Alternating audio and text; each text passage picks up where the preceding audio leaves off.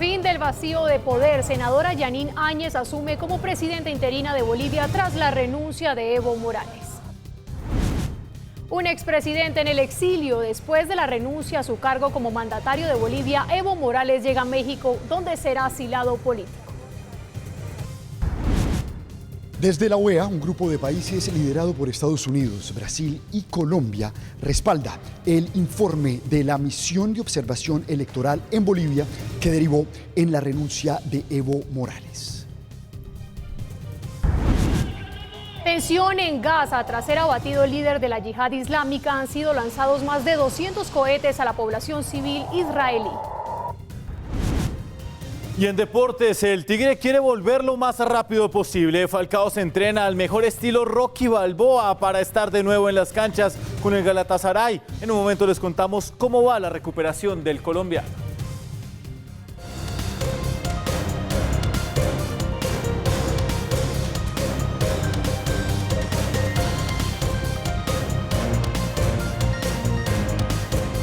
Aquí comienza Red Más Internacional. Hola, bienvenidos. Esto es Red Más Internacional. Buenas noches. Comenzamos con las noticias. Después de una odisea de más de 10 horas, Evo Morales llegó a México, en donde recibió asilo por parte del gobierno de Andrés Manuel López Obrador. A las 11:17 de la mañana de Ciudad de México, aterrizó el avión que transportaba al expresidente Evo Morales y varios familiares y exfuncionarios de su gobierno, como el exvicepresidente Álvaro García Linera. Quiero decirles, estamos muy agradecidos porque el presidente de México, gobierno del pueblo boliviano, me salvó la vida.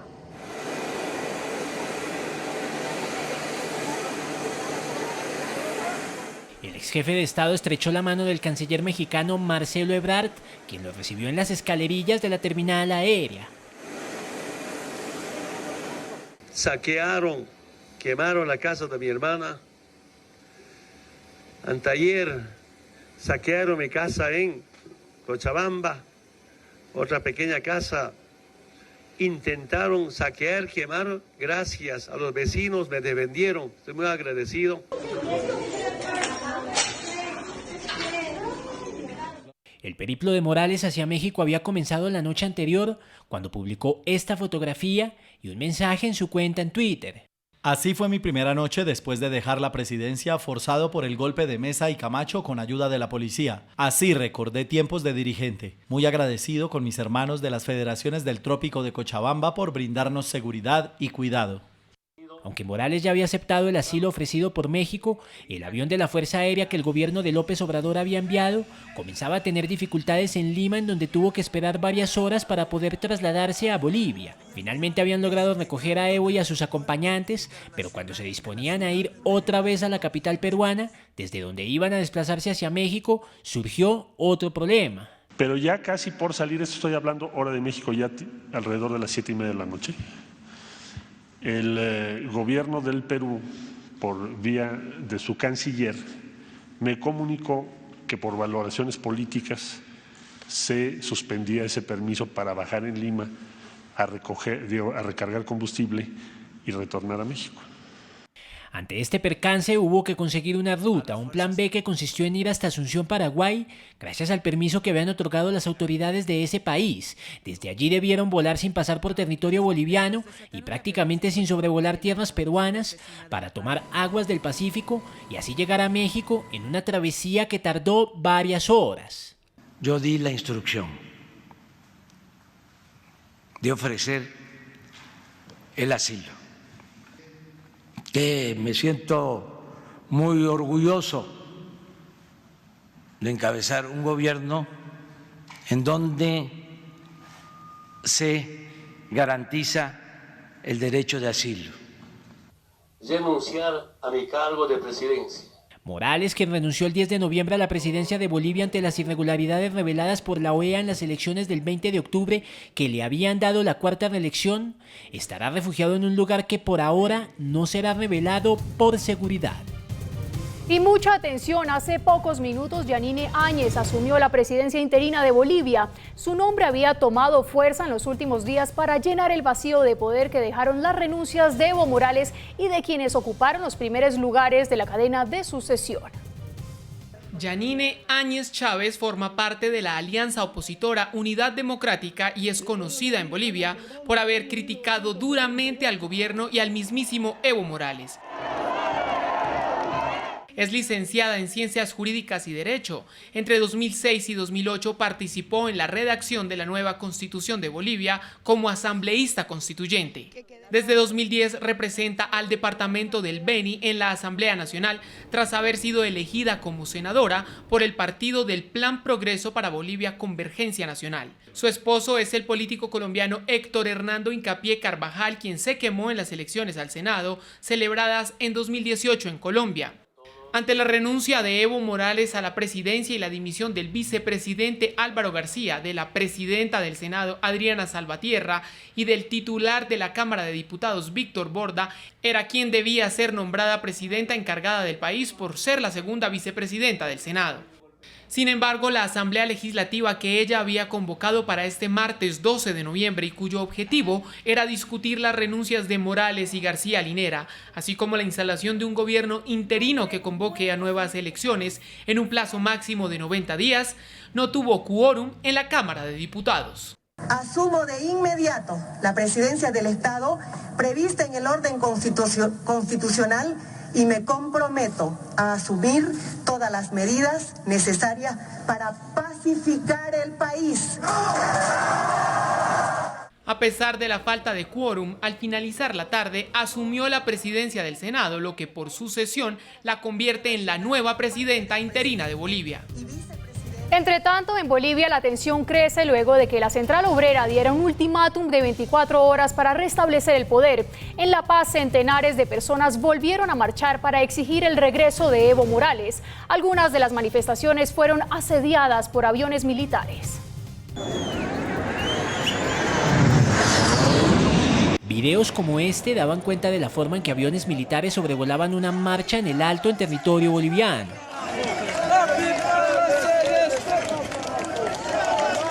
La tarde de este 12 de noviembre, varios manifestantes, algunos de ellos simpatizantes del movimiento al socialismo más, insistían en marchar hacia el centro de La Paz para exigir el regreso de Evo Morales al poder.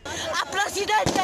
¡Le han dejado como a Cristo le han dejado! Pero Dios, estamos felices porque el presidente Evo no está solo, más bien que está vivo, más bien que no le han matado como a Tupac Katari. Esa es mi protesta, esa es mi molestia.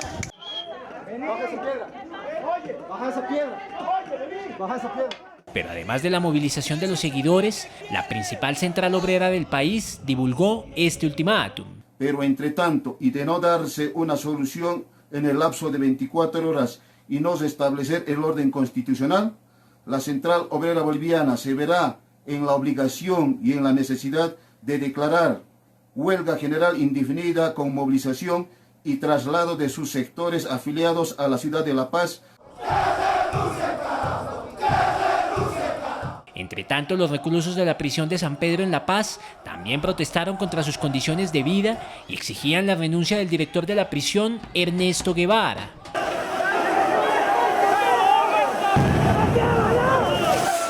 La renuncia de Morales ha desatado una ola de protestas y enfrentamientos en el Alto y La Paz, en donde algunos simpatizantes y seguidores han tratado de llegar al Palacio Presidencial desde diferentes regiones y han protagonizado fuertes enfrentamientos con la fuerza pública. Varios ciudadanos han denunciado que han sido detenidos de forma ilegal. En Venezuela, miles de simpatizantes del chavismo llevaron a cabo una marcha para apoyar al expresidente de Bolivia, Evo Morales. En las principales calles de Caracas, centenares de personas marcharon para rechazar la salida del poder de Morales, que fue considerada por el régimen como un golpe de Estado. Horas más tarde, Nicolás Maduro hizo un polémico llamado a las fuerzas militares bolivianas. Tengan conciencia de lo que están haciendo y lo que van a hacer. El mundo entero los está viendo y la historia los está observando y los juzgará. Escuchen la voz de la historia. Su comandante en jefe por orden constitucional y voto del pueblo se llama Evo Morales Jaima y deben restituirlo al poder y deben respetar la vida del pueblo de Bolivia. Entre tanto, Chile llevó a cabo un paro nacional en contra del presidente Sebastián Piñera. La jornada también tuvo fuertes protestas y saqueos en Santiago y Valparaíso. Un paro que paralizó a casi todo un país. La huelga convocada por partidos opositores, organizaciones sociales, sindicatos, empleados públicos y estudiantes contra el presidente Sebastián Piñera hizo que durante la mañana las principales actividades de Chile colapsaran. Mientras tanto, los camioneros y otros manifestantes establecieron barricadas en al menos 2 carreteras principales que conectan a la capital Santiago con ciudades y puertos periféricos. Horrible, porque es complicado transportarse, las poblaciones más aledañas están complicadas.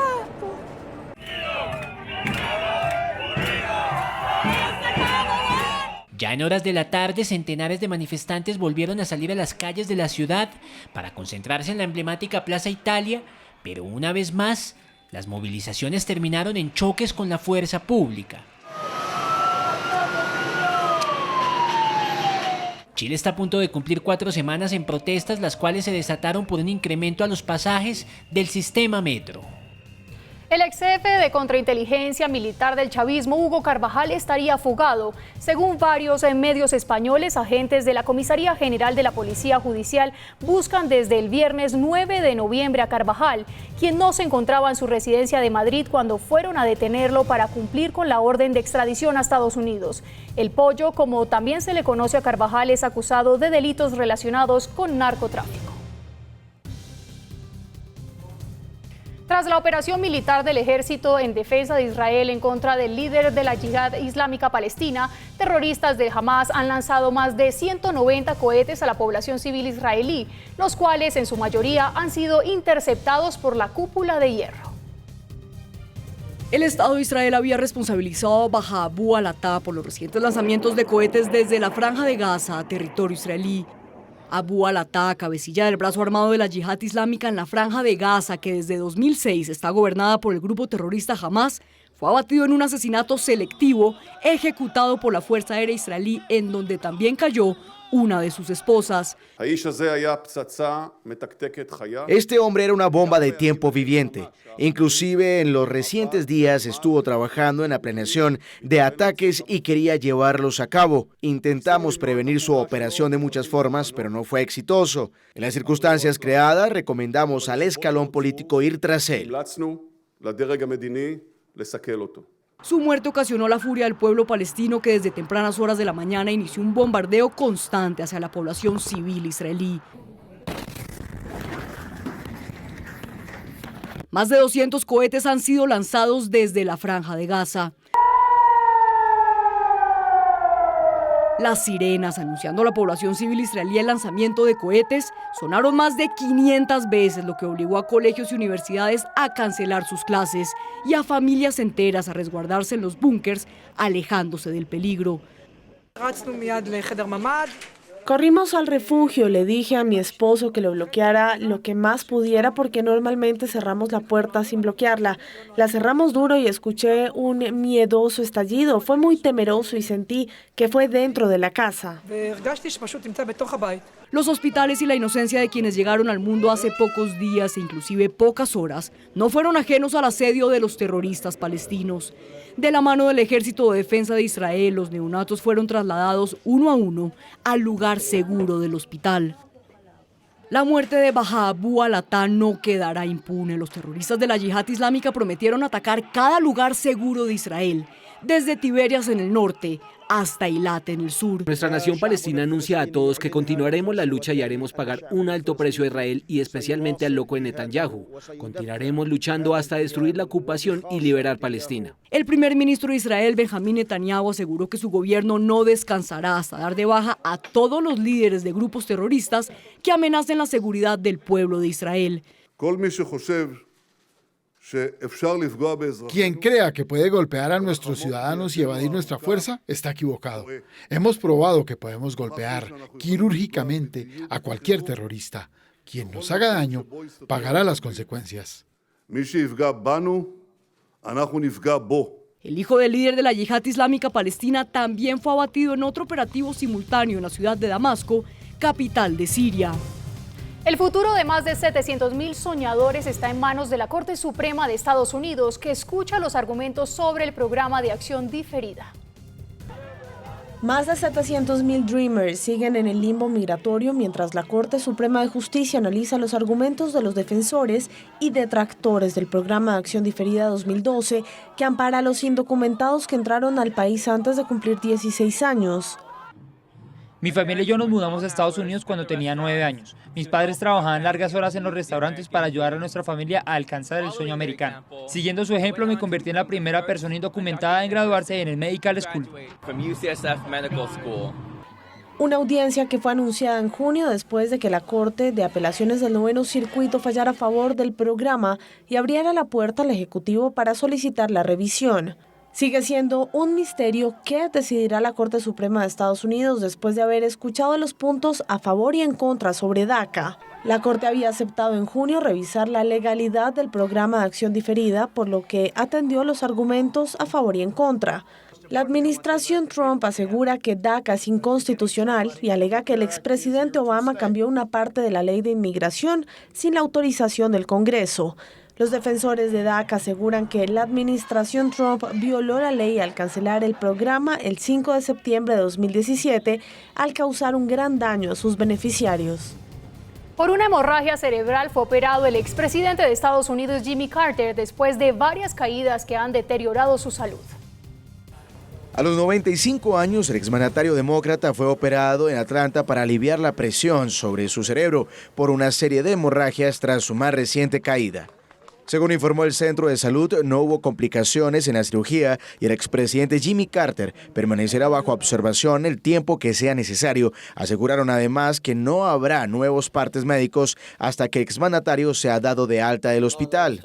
Jimmy Carter se convirtió en el expresidente más longevo de la historia de los Estados Unidos, manteniéndose siempre activo. En el 2015, cuando Carter tenía 91 años, fue diagnosticado con cáncer que superó en unos meses. Este año ha sufrido 3 caídas. En octubre, en la más reciente, se fracturó la pelvis y al principio de ese mismo mes tuvo otra caída y se golpeó la cabeza. Sin embargo, al día siguiente participó en un evento de su organización, incluso con el ojo morado y un vendaje, donde sonrió y terminó llevando a cabo el evento.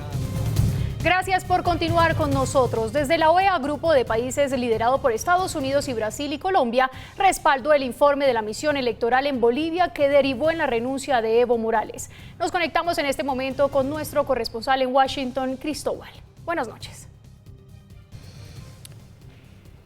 Hola Margarita, muy buenas noches. Un grupo de 15 países liderado por Estados Unidos, Colombia y Brasil declaró su apoyo al estudio preliminar del equipo de observadores electorales de la Organización de Estados Americanos en Bolivia. Un estudio que concluyó que no se puede validar los resultados de la elección presidencial del pasado 20 de octubre porque se encontraron graves irregularidades. Un informe de la OEA que además derivó en la renuncia de Evo Morales y otros altos funcionarios del gobierno, entre ellos José Alberto González, embajador de Bolivia ante la OEA. Almagro respondió a las críticas que le hicieron en el Consejo Extraordinario con un discurso duro en el que acusó a Evo Morales de robarse las elecciones y de propinarse un autogolpe. Además dijo que la reelección no es un derecho humano y que es hora de terminar con esta lamentable práctica.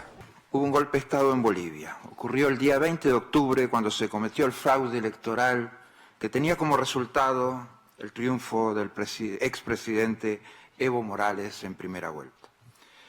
Que el Tribunal Electoral le adjudicara el triunfo en primera vuelta era pretender perpetuarlo en el poder de forma ilegítima e inconstitucional, en una afrentosa violación a la Carta Democrática Interamericana.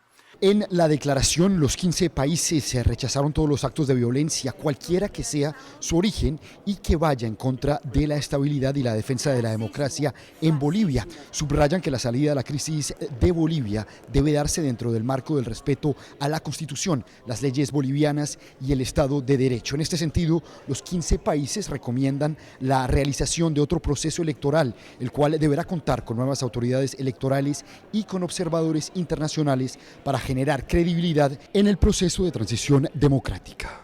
Consideramos que las presiones que Evo Morales recibió por parte de las Fuerzas Armadas y los cuerpos de seguridad del país configuran elementos de un escenario de golpe de Estado, lo que México rechaza categóricamente. La mayor parte de los países de Centroamérica y el Caribe, así como Uruguay, Nicaragua y México, que le otorgó asilo político a Evo Morales, calificaron lo que pasó en Bolivia como un golpe de Estado. Por su parte, Tania Paz, de la representación de Bolivia ante la OEA, leyó un mensaje del canciller Diego Parry en el que le pide a la OEA actuar de inmediato para buscar el entendimiento entre las partes y nombrar una comisión de la CIDH que pueda verificar in situ las violaciones a los derechos humanos. Parry además insistió en que el supuesto fraude solo fue una excusa para sacar a Evo Morales del poder.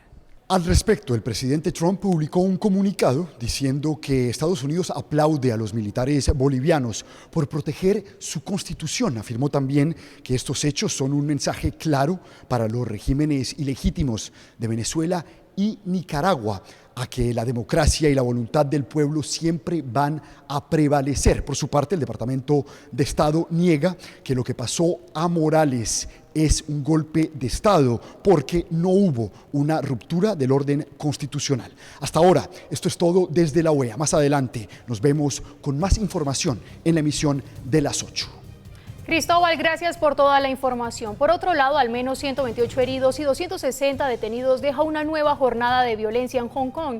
No se detienen los enfrentamientos entre los manifestantes y las fuerzas de seguridad. Así calificó la jefe de gobierno de Hong Kong, Carrie Lam, a los manifestantes.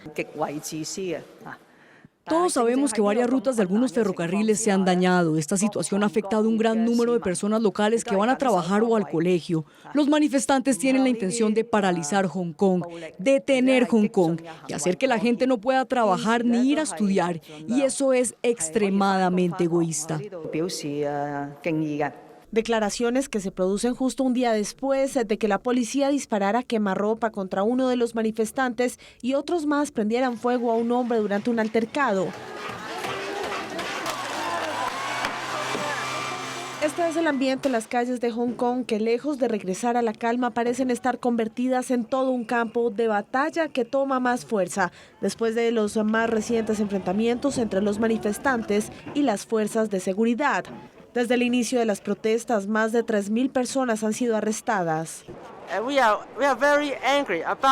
Estamos muy enojados con el régimen y el gobierno que está tratando de evitar que vivamos aquí de la forma en que vivimos. Está tratando de suprimir nuestra voz y como resultado estamos aquí llamando a una huelga general del pueblo de Hong Kong para evitar que el régimen reprima continuamente nuestras vidas.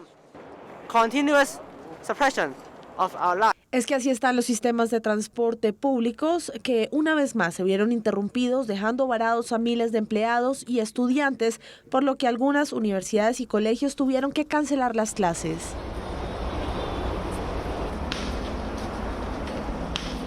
Este ha sido el panorama durante los últimos 5 meses en Hong Kong, donde en las últimas horas se registró una de las jornadas más violentas y caóticas desde el inicio de las manifestaciones. Al menos 16 muertos y 58 heridos dejó un accidente de tren en Bangladesh. El accidente ocurrió a las 3 de la mañana hora local, cuando la mayoría de los pasajeros aún dormía.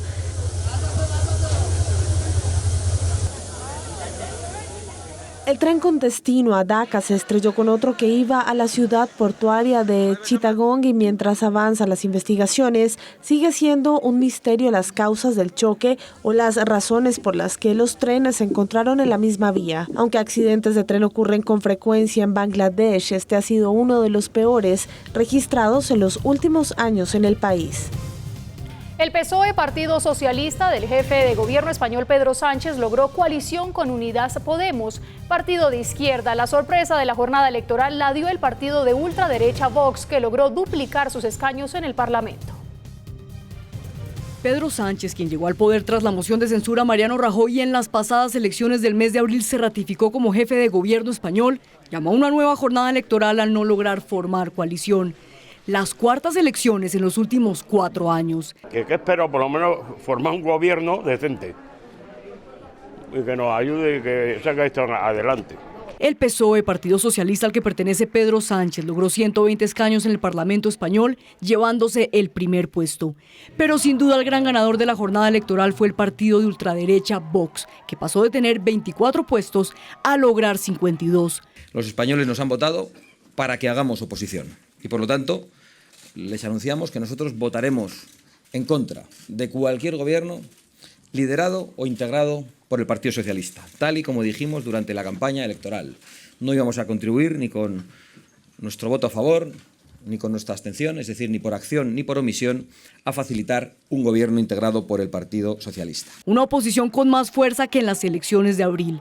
Una oposición que Sánchez debe contrarrestar si quiere gobernar.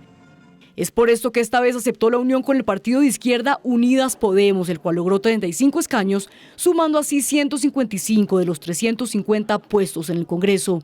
Me complace anunciar hoy, junto a Pedro Sánchez, que hemos alcanzado un preacuerdo que ustedes ya conocen para conformar un gobierno de coalición progresista en España. Un gobierno de coalición progresista que combine la experiencia del PSOE con la valentía de Unidas Podemos. A Pedro Sánchez aún le faltan 21 puestos para lograr la mayoría absoluta, sin embargo puede ser investido nuevamente con una votación simple, logrando la mayoría de los votos sin necesitar de un porcentaje específico. Nuevas elecciones parlamentarias en España que dejan a Pedro Sánchez de nuevo en el poder, una derecha fortalecida y la renuncia de Pablo Casado como líder del Partido Popular PP tras obtener la segunda votación más alta con 88 escaños. La Unión Europea se mostró preocupada por la decisión del régimen de Irán de reanudar el enriquecimiento de uranio y aseguró que citará a reunión extraordinaria con los países firmantes del acuerdo nuclear para llegar a una solución. Como coordinador de la Comisión Conjunta, me acerco a todos los participantes del Plan de Acción Integral Conjunto para discutir el seguimiento y los próximos pasos basados nuevamente en el informe de la Organización Internacional de Energía Atómica. Permítanme enfatizar que hubo otra vez hoy alrededor de nuestra mesa un compromiso total con el acuerdo que sigue siendo crucial para nuestra seguridad. Incluso si es cada vez más difícil preservarlo, continuaremos nuestros esfuerzos para lograr una implementación completa del acuerdo. Cerca de 30 mandatarios de diferentes países se dieron cita en París para asistir al segundo Foro de la Paz. El presidente de Francia, Emmanuel Macron, alertó de la crisis que atraviesa el sistema multilateral. Uno a uno fueron llegando los presidentes, en su mayoría africanos, al Foro de la Paz. Diferentes organizaciones no gubernamentales y el secretario general de la ONU, Antonio Guterres, también asistieron. El anfitrión, el mandatario francés Emmanuel Macron, les dio la bienvenida y en su discurso inaugural defendió la necesidad de reforzar los vínculos entre los países para combatir el crecimiento del nacionalismo. El segundo Foro de la Paz trata de convertirse en un evento recurrente y siempre existe el peligro de que se convierta en un hábito. Por lo tanto, su presencia, su participación son una prueba de la realidad para nosotros y una prueba de que está despegando, pero de que hay más para construir, para crear algo que dure, lo que significa que tiene que ser útil.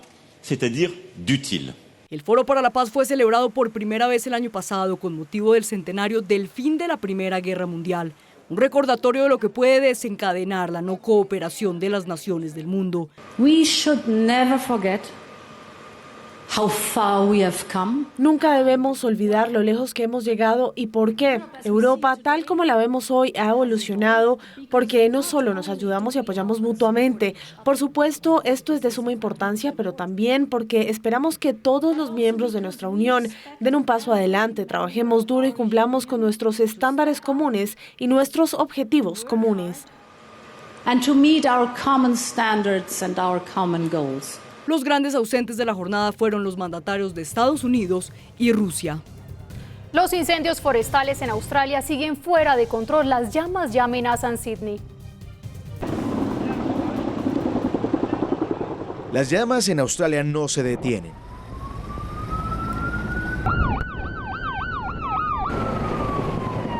La mezcla de los vientos cálidos y secos hace más difícil el trabajo de los bomberos.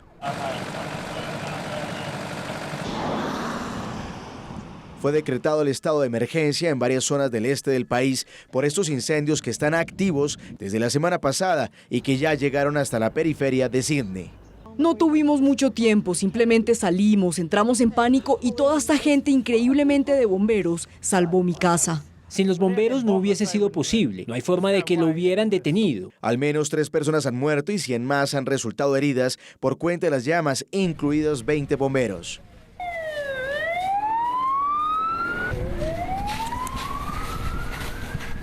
Según indica el Servicio Rural de Bomberos, aún hay 85 focos activos, más de la mitad que siguen fuera de control y 14 en nivel de emergencia. A 14 kilómetros al norte de Sydney ya se han declarado 2 focos y otros lugares siguen en alerta por la proximidad de las llamas. Momento de conocer otras noticias del mundo aquí en Red Más Internacional.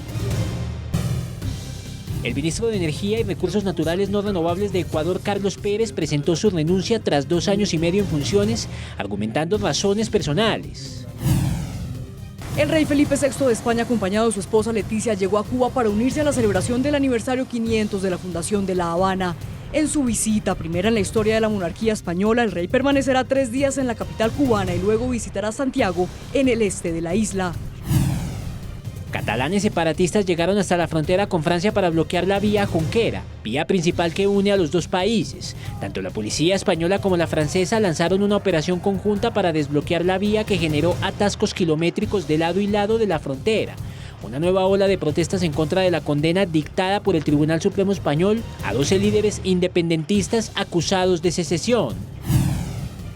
Mercurio, el planeta más pequeño de nuestro sistema solar, fue protagonista de un fenómeno astronómico llamado tránsito de Mercurio.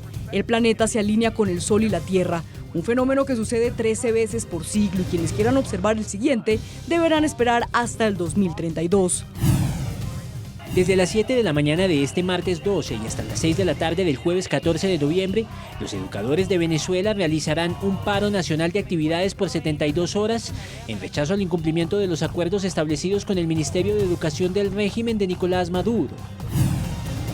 Este es el panorama en Venecia, que se enfrenta a una excepcional marea alta y las próximas horas serán las más delicadas. Expertos aseguran que las inundaciones permanecerán hasta el sábado después de alcanzar los 127 centímetros y cerca del 50% de la ciudad inundada.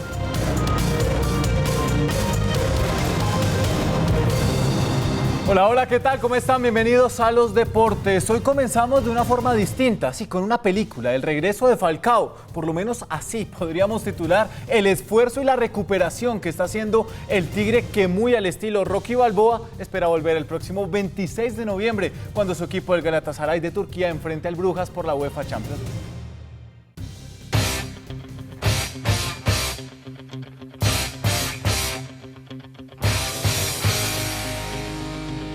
El ojo del Tigre está viendo cerca su regreso a las canchas.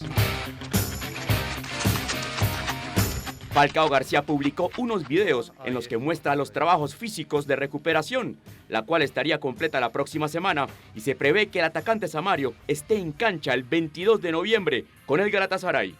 A pesar de algunas críticas por el decepcionante inicio de temporada de Falcao, este recibió el apoyo de una leyenda del equipo turco, George Hagi, recordado en Colombia porque con su magia derrotó a nuestra selección en el Mundial de Estados Unidos 94. Falcao es un jugador fantástico. Espero que haga un gran trabajo. Falcao sufre una lesión de tendón de Aquiles desde el 15 de octubre.